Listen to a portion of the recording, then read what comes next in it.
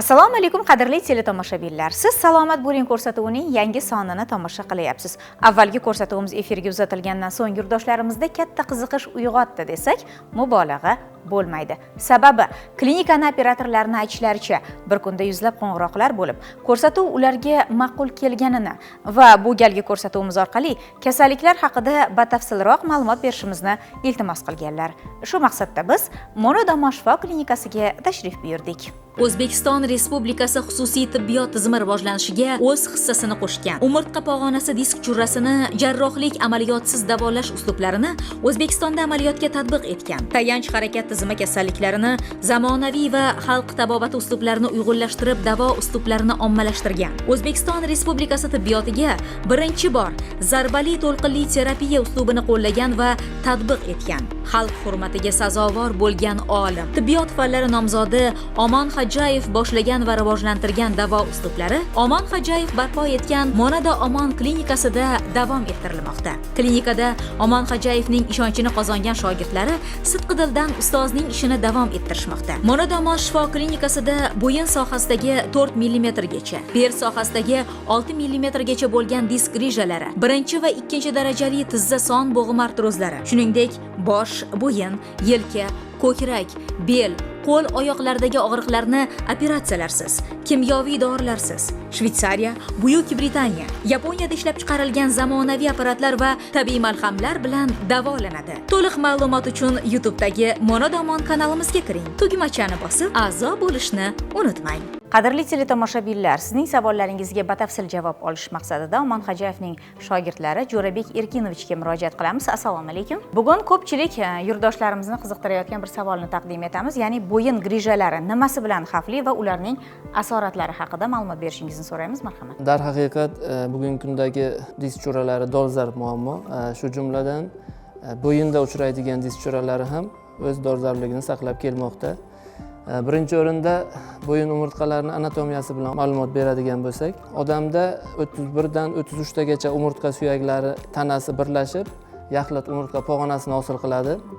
Mana shu umurtqa pog'onasi aynan tanasi bilan birlashgan qismidagina umurtqalar orasida disk bo'ladi. Umurtqada ma'lum bir mayda bo'g'imchalar ham bor, bu umurtqa ravoqlari orasida hosil bo'ladi. Demak, mana shu bizga eng muhimi bu umurtqa, demak, tanasini bir-biri bilan bog'lab turadigan umurtqalararo disk. Biz hadeb gapirayotgan, demak, churra, bu kasallik holatiga o'tsa biz uni churra deymiz. O'zi aslida disk bu sog'lom, bizga kerak bo'lgan bo'lagimiz. Bu disk umurtqa orasida amortizatorlik xususiyatini bajarib, har bir umurtqalarni egiluvchanligini, qayishqoqligini, burama harakatlarini, masalan, umurtqa pog'onasining eng aktivni harakat qiladigan qismi bu bo'yin soha. Mana shu elastikligini ta'minlab turadigan disk. Bo'yin sohasida 7 ta umurtqa o'zini ismi bilan bo'yin umurtqalari deb aytiladi. Demak, mana shu 7 ta umurtqalarni faqat bittasida umurtqa tanasi yo'q, uni faqat ravoq qismi bor. Shu uchun birinchi va ikkinchi bo'yin umurtqasi orasida umurtqa orasidagi disk yo'q. Grija bo'lmaydi u yerda hech qachon. Faqatgina umurtqa boshlanishi ikkinchi bo'yin umurtqasidan to 7-chi bo'yin umurtqasigacha bo'lgan segmentda churra paydo bo'lishi mumkin. Bu orqa miya bizda umuman nerv sistemasining periferik qismi hisoblanadi va mana shu umurtqalar aro teshikdan majnuntolga o'xshab nerv ildizlari chiqadi. Bo'yin sohasida mana shu umurtqa kanali diametri o'lchamini olsak, ko'krak, bel sohasiga 3 xil razmerda bo'ladi. Misol uchun shu uchun ham e'tibor qilsalaringiz, 3 mm grija bel sohasida aniqlansa, uni hech qachon grija demaydi, disk protruziyasi deydi. Lekin bo'yin qismida 2,5 undan katta o'lchamdagi hosilalar aniqlansa, sirazi grija deb yozadi. Nima uchun? Sababi mana shu miyani ichki diametri, ya'ni orqa miyani kanali, bo'yin, ko'krak, bel sohasida ichki diametri bir xil emas. 3 mm va undan katta bo'lgan churralar bo'yin uchun xavfli hisoblana boshlanadi. Biz bel sohasi uchun 6 mm gacha, bo'yin sohasi uchun 4 mm gacha disk churralari bilan bemor kelsa kafolatli davolaymiz. Buni bekorga aytmaymiz. Sababi, demak, yirik o'lchamli churralar bo'yin uchun xavflilik tomoni ko'proq. Yana ikkinchi masala, nerv ko'proq zararlanganda qo'llarda quvvatsizlik, mana ba'zi opalar, onaxonlar qo'lni harakat qilganda hatto ro'mollarni boylashga, kiyimlar kiyishga qiynalib qolishadi. Ba'zi holatlarda mana shu bo'yin grijasi xavfli asoratlaridan mushaklar atrofiyasi, qo'l ozishgacha borishi mumkin. Oyoqlardan ham quvvatsizlik paydo bo'lib, parezlar paydo qilishi mumkin. Endi bu nogironlikka yetish xavfi baland. Shunday holatlarda biz baribir bo'yin grijasi o'lchami katta bo'lgan taqdirda ham darrov jarrohlik amaliyotiga rozi bo'lmasdan uni avvalambor jarrohlik amaliyotisiz tabiiy usulda davolanish kerak. Bizning klinikamizda ham mana shu bo'yin sohasi bilan juda ko'p joylarda davolangan, bosh miya uchun nevrologik davo muolajalarini olgan, lekin vaqtincha davolanib yana shu narsa takrorlanadigan shunaqa shikoyat bilan ko'pchilik bemorlar kelishadi. Assalomu alaykum. O'zingizni tanishtiring. Men Rahmatulloh Najmiddin Sayfinovich, Tojikiston Dushanbedan. Ko'p yildan beri tizam og'ridi. Artrit ekan, 3-stepen ekan, kecha nimadan MRT qildik. Ko'p davolandim. Bu tashxis endi qo'yildi. Avvaldan ham bor edi va eski tashxislarim ham bor edi, lekin ko'p klinikalar davoladi, natijasi bo'lmadi endi. Shifo topish umidida sher keldim, kecha keldim. Demak, bo'yningiz ham sizni bezovta qiladi, shunaqa? Bo'ynimda ham bor ekan nimasi. Kecha keldim endi, kecha MRT qildik. Mana kecha bir kunligini oldim. Ancha oyog'imni his qildi уже yaxshi. Demak, og'riqlar kamaydi. Og'riqlar kamaydi. Mana 3 vaqt istiqomat berar ekan. Lecheni mana muhtaram doktor qilyaptilar. Inshaalloh yana shifo topamiz degan umiddaman. Xudo xohlasa. Qo'llaringizni ko'targaningizda ham harakatlarida qiyin. Qo'llarim mana unda bo'lmay qolgandi. Qo'llarim hali yaxshi bo'lib qoldi, ancha yaxshi bo'libdi. Bir kunda? Hech sirazi his qildim-da ana shuni. Salomat bo'ling. Bemorimiz bizga qo'shni Tojikiston Respublikasidan mana shu shikoyatlar bilan murojaat qilib keldilar. Haqiqatda bemorimizni ko'rganimizda faqatgina bu bitta muammo emasda bularda. Umurtqa pog'onasi hamda bo'g'im muammolari bilan shikoyatlari asosan. Demak, biz tekshirib ko'rganimizda ikkala tizza bo'g'imida ham 3-bosqichdan endi o'tyapti. Sekin bo'g'im osteoartrozi tizza bo'g'imi. Ko'pchilik holatlarda buni operatsiya jarrohlik amaliyoti taklif qilishadi. Lekin bemorimiz o'zi jarrohlik amaliyotisiz davolanish tarafdori.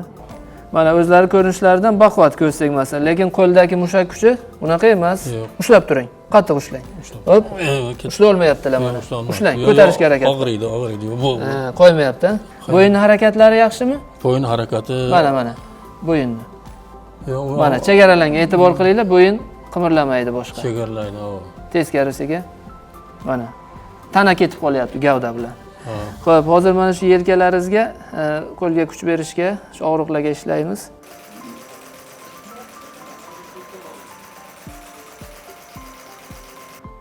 Yuqoriga ko'tarishingiz, chaqqon.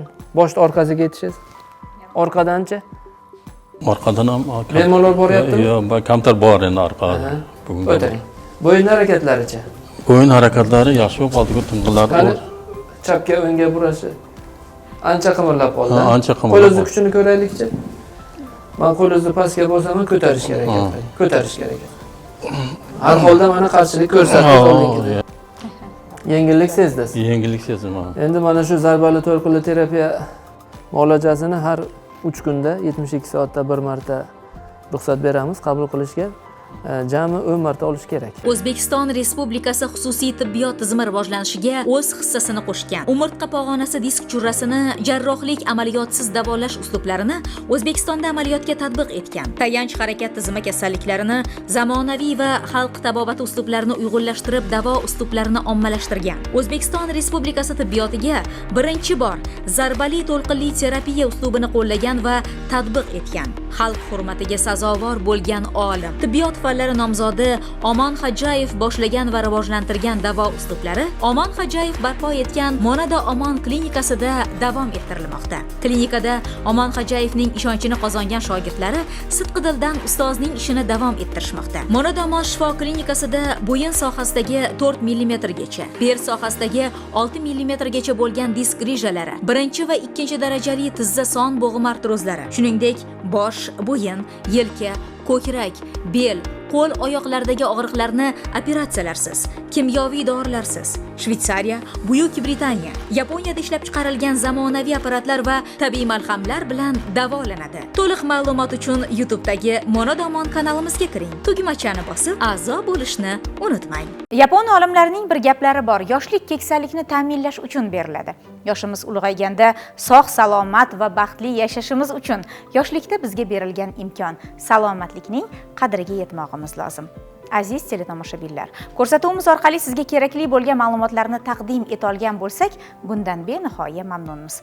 Agarda sizda savollar tug'ilgan bo'lsa, ekraningizda ko'rinib turgan telefon raqamlariga qo'ng'iroq qilishingiz mumkin. Biz esa sizning savollaringizdan kelib chiqqan holda keyingi ko'rsatuvimizni tayyorlashga harakat qilamiz. Xayr, salomat bo'ling.